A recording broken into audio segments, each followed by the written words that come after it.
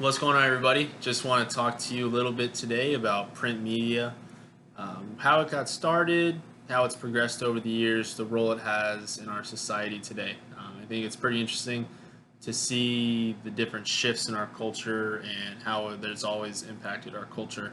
So, diving right into it, in 3300 BC, the Egyptians perfect hieroglyphics. So, for those of you who don't know what hieroglyphics are, they are symbols and pictures that are used to depict the message. They didn't have a written language. This was their version of a written language. They were to tell stories this way, news, however, whatever they wanted to communicate, they would communicate through pictures and symbols, normally on walls. And so this was their written language. This is how they communicated. Um, Fast forward a little bit to 1446. This is when Johannes Gutenberg invents the movable type printing press. I think this is huge. This is the first time people were really able to put their words onto paper. It made transmitting news move a little faster, more efficient, which compared to where we are today, it would seem very slow. But it was a transcendent invention for the times and really helped jumpstart what print media looked like at that time. Going to 1609, the first newspapers in Europe. It's kind of interesting to me to just think about what a newspaper would look like 400 years ago. How up to date were they on their stories?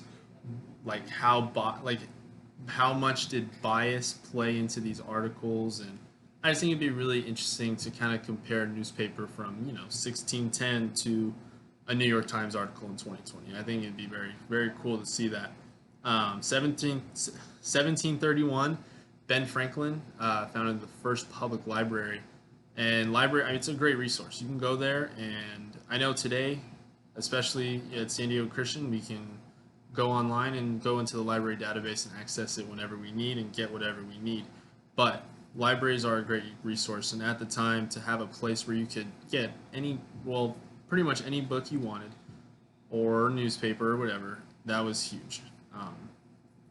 So, moving on, we're going to look at what I think kind of started the downfall of print media, I would say. That was with the invention of the email, or the first email was developed in 1971. I know it took years before there were cell phones, before color TV was normal in houses, laptops, computers. I know it was years, but this was kind of the start to me of where we saw the downfall of print media.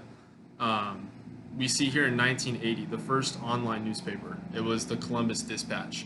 So now we think like, man, I can get the New York Times, I can get any newspaper subscription I want online. I can open up Snapchat right now and I can see Cosmopolitan, Daily Mail. I can subscribe to any of those just on my Snapchat and read those articles. So I think print media still has a huge impact in our society today. I personally prefer books, like hard-covered books. I would prefer to read a newspaper. I know lots of people still do. I think print media still has a large impact in our society, and I don't think that we need to completely get rid of it. And I don't think it will anytime soon. I think people realize the importance of it. But it is very interesting to see all these advancements we've made over the last 40 years and how it's kind of pushed some of this stuff to the side.